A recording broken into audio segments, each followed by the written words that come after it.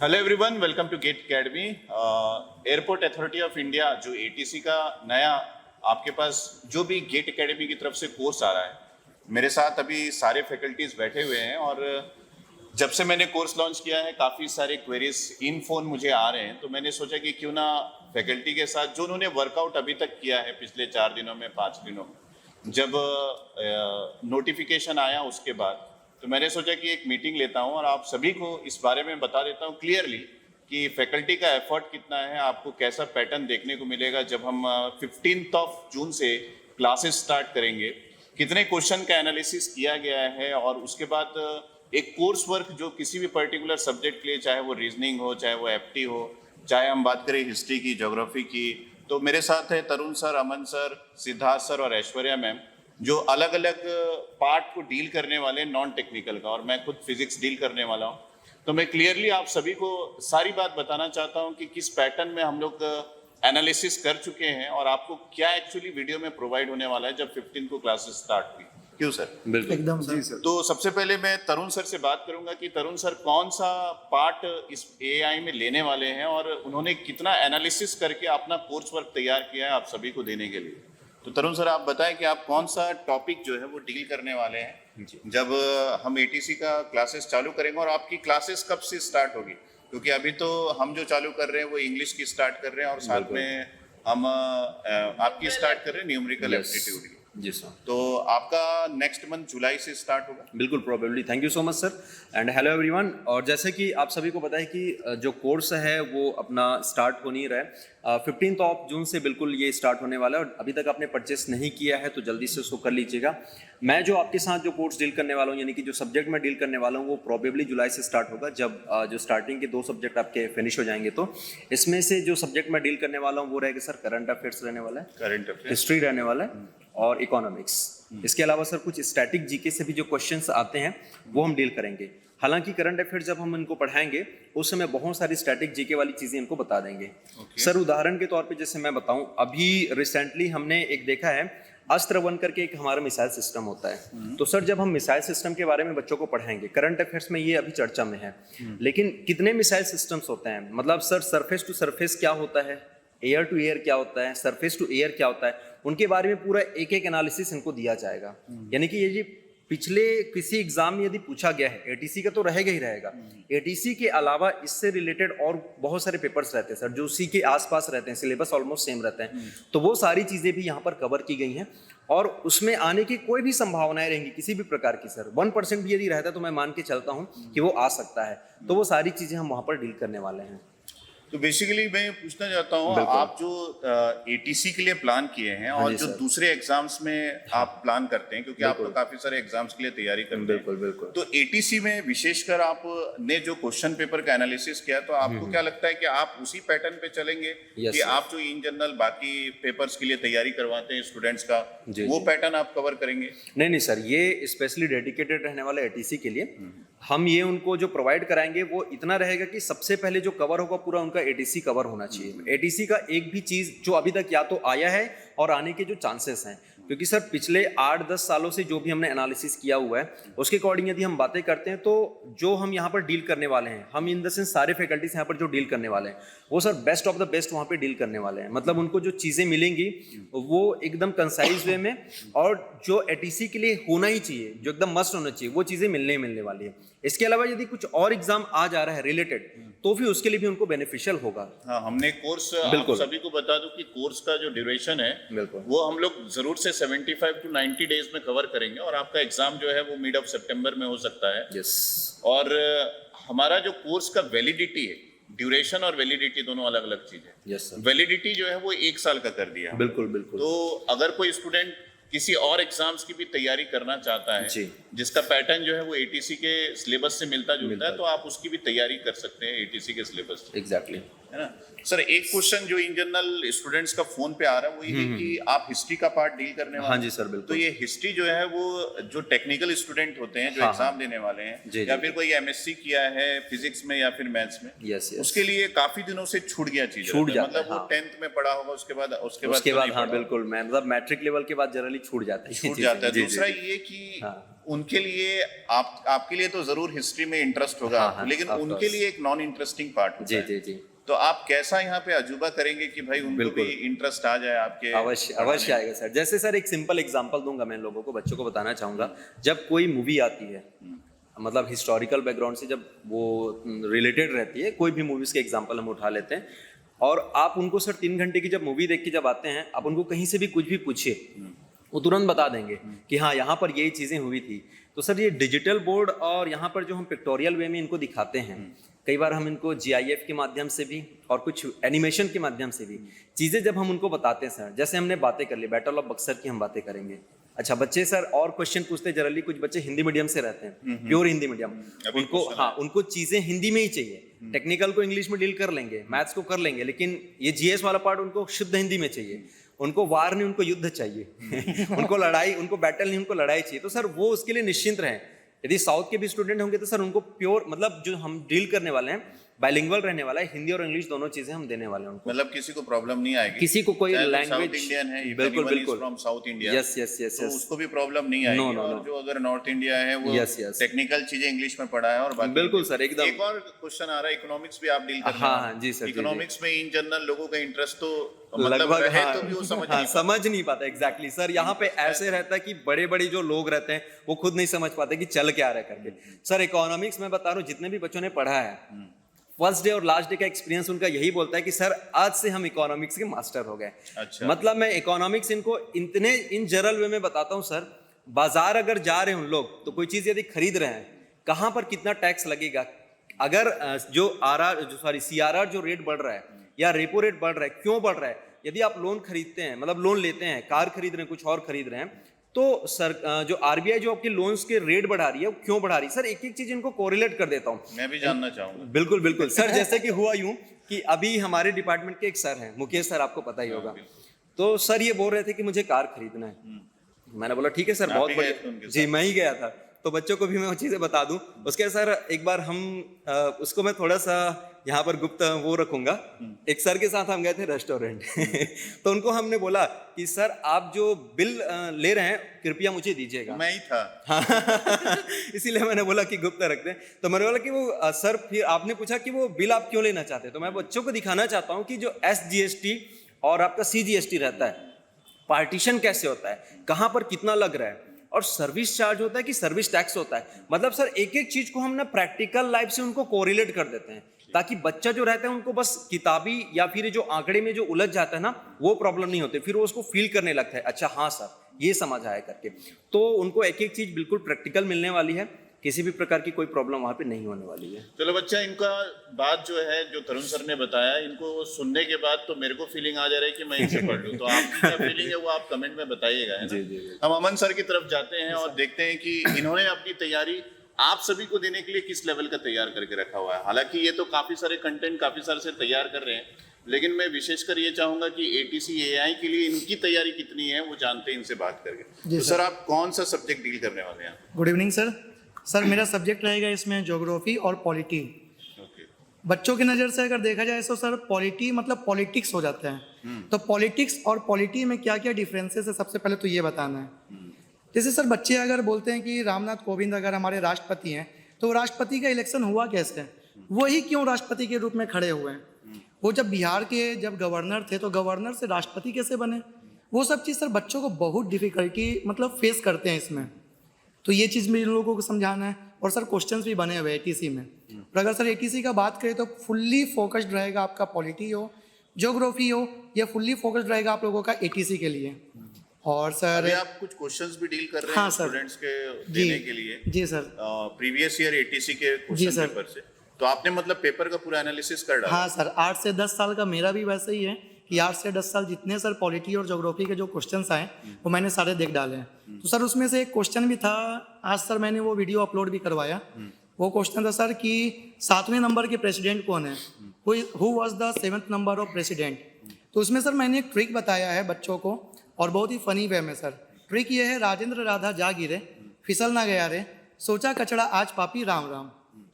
ठीक है सर। और इसमें सारे प्रेसिडेंट जो आज तक बने हैं सभी का नाम आ गया, सब आ गए। सब भी आ गए सर। 14th नंबर के जो रामनाथ कोविंद जी हैं उनका भी नाम आ गया, और जो फर्स्ट नंबर के डॉक्टर राजेंद्र प्रसाद हैं उनका भी नाम आ गया है सर। और एक क्वेश्चन सर मैंने डील किया था, वो ज्योग्राफी का था सर। उसमें था कि कौन कौन प्रीवियस से, ईयर पेपर से 80। हाँ सर, प्रीवियस ईयर PYQ है सर। उसमें क्वेश्चन था कि कौन कौन से ऐसे गैस हैं, क्योंकि सर साइंस में भी आता है और ऐसे ज्योग्राफी के साथ भी आता है सर। क्योंकि इसमें हम लोग पढ़ते हैं कि वातावरण के साथ में सर जितने भी गैसेस होते हैं, मतलब एनवायरनमेंट के साथ में, तो वो क्वेश्चन था सर कि कौन कौन से ऐसे गैस हैं जो ग्रीन हाउस इफेक्ट को प्रोड्यूस करते हैं। तो सर उसमें बहुत फनी सा ट्रिक था मीना का जलवा। मतलब बड़ा सर इंटरेस्ट आ रहा है आपकी बात सुन के। हाँ सर, बात ऐसा ही है कि सर ज्योग्राफी पढ़े, पॉलिटी पढ़े बच्चे, कुछ भी पढ़े, पिक्टोरियल फॉर्म तो रहेगा ही जैसे सर बताएं, तो वो पिक्टोरियल फॉर्म के साथ में सर ट्रिक्स भी रहेगा। मतलब सर बच्चे प्यार कर बैठेंगे एकदम।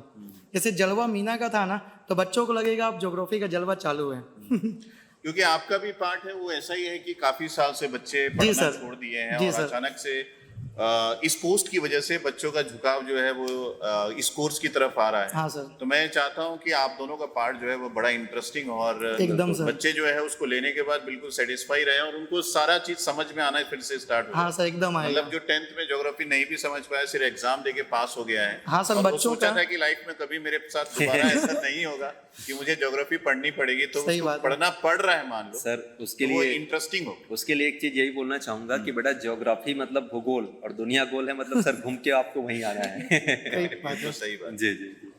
तो हमारे साथ सिद्धार्थ सर भी है, और सिद्धार्थ सर जो है वो नॉन टेक्निकल का जो हमारा टीम है उसके हेड है। थैंक यू और काफी साल से वो सारे जितने भी सर पेपर एनालिसिस बता रहे हैं, तो पूरा एनालिसिस उनके पास रहता है कि हिस्ट्री में क्या चल रहा है, ज्योग्राफी में क्या चल रहा है, और बाकी उनका खुद का सब्जेक्ट है रीजनिंग का पार्ट वो डील करते हैं। तो जानते हैं कि सिद्धार्थ सर ने AI के लिए स्पेशली कितना वर्कआउट कर लिया है अभी तक, और हमारे स्टूडेंट्स को यहाँ पे क्या डिफरेंस दिखने वाला है। अगर कोई गेट की तैयारी कर रहा है या टेक्निकल बंदा है, या फिर कोई नॉन टेक्निकल बंदा है बैंकिंग की तैयारी कर रहा है, क्योंकि BSc वाले स्टूडेंट्स भी भर सकते हैं जिन्होंने फिजिक्स मैथ्स से तैयारी किया, या MSc के स्टूडेंट्स भर सकते। कोई ऐसा भी हो सकता है कि वो PhD किया है वो भी कर रहा होगा, ऐसा भी हो सकता है। तो मैं जानना चाहता हूँ कि अगर कोई रीजनिंग पार्ट छोड़ चुका है या फिर कोई और बैंक में है और रीजनिंग तैयारी कर चुका है, तो ये AI का सिलेबस उनसे डिफर कैसे है, जी सर। और हमको किस लेवल की तैयारी यहाँ पे जरूरत पड़ेगी। बिल्कुल सर, बिल्कुल। जैसे कि सर हम गेट में भी पढ़ा ही रहे हैं, मैं और ऐश्वर्य में हम लोग दोनों ही पढ़ा रहे हैं। तो गेट में जो बहुत सिंप्लीफाई वे में आते हैं सवाल, लेकिन अच्छे लेवल के होते हैं और बहुत कम पोर्शन होता है। और जो यहाँ पर हमारा ATC वाला पार्ट है, तो इसमें काफ़ी ज़्यादा पार्ट है, मतलब कि आपको और भी बहुत सारी चीज़ें पढ़नी होंगी। तो गेट में तो गेट वाला बच्चा बिल्कुल कर सकता है, लेकिन ऐसे स्टूडेंट ये ना सोचे कि यार हमने गेट में तो पढ़ा था तो अब यहाँ पढ़ने की नीड नहीं है। ऐसा बिल्कुल भी नहीं होगा, क्योंकि वहाँ पर हमने टॉपिक्स को अलग तरीके से एलैबोरेट किया है according to the GATE syllabus. जैसे सर एक छोटा सा एग्जांपल लेते हैं कि भाई केक खाना है, बट फ्लेवर अलग अलग होता है। चॉकलेट फ्लेवर अलग है, बटर स्कॉच अलग है, वनीला अलग है। तो बस वही सब्जेक्ट सेम है रीजनिंग, लेकिन गेट का फ्लेवर बिल्कुल अलग होता है और इसका ATC का फ्लेवर जो है वो अलग होता है। इसी प्रकार अगर मैं बैंकिंग से जुड़ूं तो आप सर बैंकिंग एग्जाम्स हाँ की सर, भी तैयारी करवा जी सर, बिल्कुल। लगभग लास्ट 6 ईयर से मैं उस फील्ड में हुई हूँ। हाँ, तो कोई बैंकिंग का बच्चा मान लो वो आपका कोर्स ले ले, हाँ, तो सर उसके लिए बहुत प्रॉफिटेबल होगा, क्योंकि बैंकिंग में मेजरली जो चीजें पूछी जाती हैं वो तो sitting arrangement, puzzle, machine input output, inequalities, ये 5 से 6 टॉपिक है जो कि बहुत मेजर तरीके से पूछे जाते हैं। लेकिन जैसा कि ATC के पेपर में है, तो यहाँ पर numerical series, alphabetical numerical series, coding decoding, analogy and also spatial aptitude, यानी कि नॉन वर्बल रीजनिंग, जो कि बैंक का पार्ट नहीं होता। बैंक में ये चीजें नहीं आती, लेकिन इसमें है। और वहीं अगर हम SSC कोर्सेज की बात करते तो हाँ, SSC में चीजें इंक्लूडेड है, लेकिन फिर भी यहाँ एक गुड लेवल से, एक डिफरेंट लेवल से, तो बच्चों को इसके अंदर में लेवल बहुत अच्छा देखने को मिलेगा। सो मोरल ऑफ द स्टोरी, जब आप ATC के लिए पढ़ रहे हो तो आप अपनी थॉट प्रोसेस सीखोगे कि क्वेश्चन को अटेम्प्ट करने की थॉट प्रोसेस क्या होगी। नहीं तो जनरली होता है कि एक क्वेश्चन सामने आ गया, आप सोच ही नहीं पा रहे कि भाई स्टार्ट कहाँ से करना है, फॉर्मूला लगाना है, क्योंकि रीजनिंग फॉर्मूला फ्री होती है। जनरली जैसे ऑर्डर रैंकिंग एक टॉपिक होता है, तो जनरली फैकल्टीज उसमें फॉर्मूला वगैरह पढ़ाते हैं, लेकिन जो मेरा टीचिंग स्टाइल है, मैं उसको पिक्टोरियल रिप्रेजेंटेशन का यूज करता हूँ और फॉर्मूला रहित पूरी रीजनिंग में नॉट अ सिंगल फॉर्मूला, मैं कहीं पर भी फॉर्मूला से नहीं सिखाता।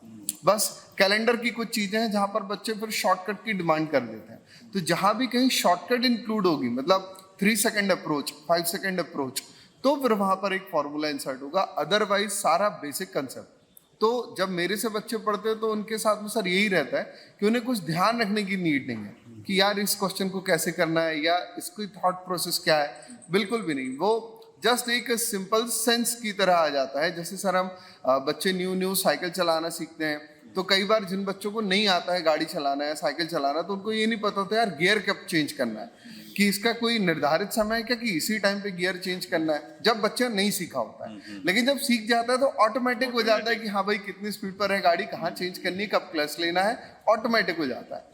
तो मेरा जो मेन मोटिव रहता है पढ़ाने का वो यही है कि बच्चे का सिक्स्थ सेंस जनरेट कर देना, कब आपको कौन सी अप्रोच यूज करनी है। पढ़ते वक्त जनरली बच्चे बोल रहे होते हैं कि सर हमको कैसे पता चलेगा, मैं कहा इंतजार करो, रुको थोड़ा सब्र करो, अपने आप सीख जाओगे। और एट द एंड वो बच्चे सीख चुके होते हैं और फिर टेस्ट में बेहतरीन परफॉर्म करते हैं और फिर जस्ट थैंक यू ही बोलते हैं कि हाँ सर अब हम सीख चुके हैं कि कैसे करना है।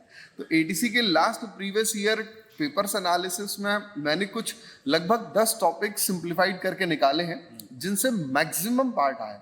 और बल्कि मैं तो ये कहूंगा कि जितना मैं 10 साल पढ़ाऊंगा, का पेपर मतलब प्रीवियस जो हाँ पेपर आए हैं जी उसका सर। एनालिसिस कर लिया है। हाँ, और ये लगभग कंटिन्यूटी में ही चलता रहता है सर। मतलब ऐसा नहीं है कि अगर कोई एग्जाम आया तो हमने एनालिसिस करना शुरू किया। ये एनालिसिस की प्रोसेस 365 डेज हमारी ऑनगोइंग होती है।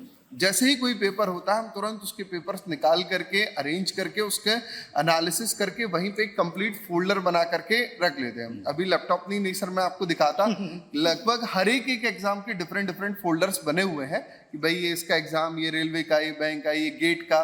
तो ये पूरी प्रोसेस 365 डेज चल रही होती है। तो ऐसा कभी भी नहीं होता कि हाँ भाई अब ये वाला कोर्स आ गया, मतलब ये वाला एग्जाम आ गया तो अब उसका एनालिसिस कर लो, नहीं, वो ऑलरेडी एनालिसिस का पार्ट है। जैसे ही हम प्लान करते हैं कि हाँ अब स्टूडेंट्स की डिमांड है वो ये पढ़ना चाह रहे हैं, तो हमको जस्ट अपनी लाइब्रेरी ओपन करनी है and we have each and everything with that examination. चलिए, तो सिद्धार्थ सर से आपको पता चला होगा कि ये एचओडी लेवल का बात की है कि कितना डेप्थ में इन्होंने चीजों का एनालिसिस करके एक अलग फोल्डर में रखा हुआ है, क्योंकि ये जरूरत पड़ता है हर एक एचओडी को कि वो सारा चीज का जानकारी अपने पास रखा रहे ताकि कोई भी क्वेरी उनसे हो तो उनका आंसर कर पाए। तो इनका लेवल ऑफ नॉलेज वैसा ही है। तो ये बहुत इंटरेस्टिंग तरीके से पढ़ाते हैं गेट के काफ़ी सारे स्टूडेंट्स को, और बैंकिंग में भी काफ़ी साल का एक्सपीरियंस है इनका। तो इनको हर एक टॉपिक जो रीजनिंग का होता है उनका पूरा जानकारी है। तो किसी भी स्टूडेंट को एआई एटीसी में कोई भी कमी नहीं छोड़ेंगे, ये हमारे फैकल्टी पूल का कहना है। चलिए आते हैं ऐश्वर्या मैम पे। जस्ट अभी ये क्लास लेके आई है जो साउथ इंडियन स्टूडेंट है, those who are from south India. We have a channel that is Gate Academy Global. You can watch from there that how madam is teaching there. So I am going to share some links from the Gate Academy Global also, so that you can get the better idea that how we are in English language. हमारा English language कैसा है वो भी आपको पता चल जाएगा। तो मैडम आपसे जानते हैं कि आपकी प्लानिंग क्या है एटीसी एआई को लेकर, आपने कितना एनालिसिस किया है और किस लेवल तक आपको पता चल गया है कि हमारे पास एआई में क्वेश्चंस आते हैं। Thank you so much sir. Sir जैसा कि अभी हम सभी ने डिस्कस किया और अपन सब बैठ के एनालिसिस भी करते रहते हैं, तो सर मतलब टॉपिक्स के नेम सेम है, लेकिन जैसा कि हर एग्जाम में हम लोग देखते हैं, चाहे वो बैंकिंग हो गया, एसएससी हो गया, गेट हो गया या ईएससी हो गया, वहाँ पे लेवल ऑफ क्वेश्चंस और हम लोग ऐसे कह सकते हैं कि number of questions as well as concepts तक भी चेंज हो जाते हैं। तो हम लोगों के यहाँ पे अगर आप सिलेबस देखेंगे तो आपको लगेगा कि ये सिलेबस जो है वो मिलता जुलता है हमारे गेट से। कुछ टॉपिक्स आपको डिफरेंट मिल जाएंगे but it is quite similar. But यहाँ पे अगर हम देखें तो हमारी अप्रोच डिफरेंट रहती है। जैसे गेट में बात करें तो गेट में बहुत कॉन्सेप्चुअल क्वेश्चंस पूछे जाते हैं, आपको एक एक चीज़ की डेप्थ पता होनी चाहिए, क्योंकि वहाँ पे लैंग्वेज को बहुत इस तरीके से ऑल्टर या मोल्ड कर देते हैं कि स्टूडेंट अगर लैंग्वेज नहीं समझ पाया तो वो वहाँ पे गया। यहाँ पे हम लोग देखें तो हाँ लैंग्वेज के बेसिस पे बहुत इजी है, लेकिन अगर आपको बेसिक कॉन्सेप्ट्स नहीं आता, आपको मेन फॉर्मूला ही नहीं पता एप्टीट्यूड का, तो आप वहाँ पे अटक जाएंगे। तो यहाँ पे हम लोग जिस तरीके से स्पेशली हमारा न्यूमरल एप्टीट्यूड हम जिस तरीके से पढ़ने वाले हैं, उसमें से हम हर एक टॉपिक को कवर करेंगे, each and every topic is covered. And हम लोग इसी तरीके से करेंगे जैसा कि आपने कहा कि एमएससी का स्टूडेंट भी हो सकता है भरे, या पीएचडी का स्टूडेंट भी हो सकता है भरे, या कोई बीएससी कर रहा है फिजिक्स में या मैथमेटिक्स में, हो सकता है वो भी एग्जाम फिल करे। ज़रूरी नहीं है सिर्फ इंजीनियरिंग स्टूडेंट्स ही इस एग्जाम को टारगेट करो, तो सर वो साइमल्टेनियसली मल्टीपल एग्जाम्स की प्रिपरेशन कर रहे होते हैं। और जैसा कि आपने एक बहुत गुड न्यूज़ भी सब स्टूडेंट्स को दी कि हमने इसकी वैलिडिटी एक इंक्रीज साल कर के दी लिए है। Yes, this is तो वो एक साल में जितने भी एग्जामिनेशन आ सकते हैं उन सभी की स्टडी इस एक सिंगल बैच के थ्रू कर सकते हैं, जिसमें हम लोग हर एक टॉपिक को बहुत अच्छे से डील करने वाले हैं। और जो टॉपिक्स गेट के अलावा हमारे पास अवेलेबल है उन सबको भी बहुत इजीली हम लोग डील करने वाले हैं और हर एक चीज़ को बहुत कॉन्सेप्ट से सीखने वाले हैं। तो आपका लैंग्वेज क्या होगा जब आप डील करेंगे? Sir I am going to use bilanguage ताकि सर Bilingual. साउथ के स्टूडेंट्स भी समझ पाएं and as well as Hindi वाले जो स्टूडेंट है, हिंदी मीडियम के जो स्टूडेंट्स रहते हैं वो भी उन सारी चीज़ को इजीली ग्रैब कर पाए। तो आपकी क्लास जो है वो 15 से स्टार्ट हो रही है, सबसे Yes, पहले exactly. आपकी ही क्लास हो रही है। तो उस क्लास के लिए आपने अभी से पूरी तैयारी करके रखी हुई है? Yes sir. पूरी तैयारी? Yes, sir. मतलब अगर किसी स्टूडेंट को बोले कि अचानक टेस्ट लेना है, मान लीजिए मैंने आपको दे दिया Yes, sir. कि 1 वीक की क्लास के बाद आपको टेस्ट लेना है, तो वो टेस्ट पेपर भी आपका रेडी? सर एक्चुअली ये सारी चीज़ें मैं बताने नहीं चाहती थी, बट ये लाइव टेस्ट भी इन लोगों के पास रहेगा कि जैसे लेट सपोज कि हम लोग जो टेस्ट सीरीज प्रोवाइड करते हैं, अपार्ट फ्रॉम दैट इनके सरप्राइज टेस्ट भी रहेंगे लाइव क्लासेस में। लेट सपोज कि अभी 2-3 टॉपिक कवर हो गए, तो there is a surprise test कि 2-3 टॉपिक्स का कंटेंट मर्ज करके कि हम लोग जो पढ़ा रहे हैं वो कितना अच्छे से ग्रैब कर पा रहे हैं, ताकि हम सभी स्टूडेंट्स को एक अच्छे लेवल पे ले जाके पूरा कंटेंट प्रोवाइड कर सके और उनकी प्रैक्टिस को, उनके जो एफर्ट्स हैं उनको भी एक फ्रूटफुल वे में ला सके। तो ऐश्वर्या मैम और बाकी फैकल्टी से हमको ये पता चल गया कि हम नॉन टेक्निकल पार्ट जैसे रीजनिंग, एप्टी, हिस्ट्री, ज्योग्राफी, पॉलिटिक्स, ये सब में कैसे डील करने वाले।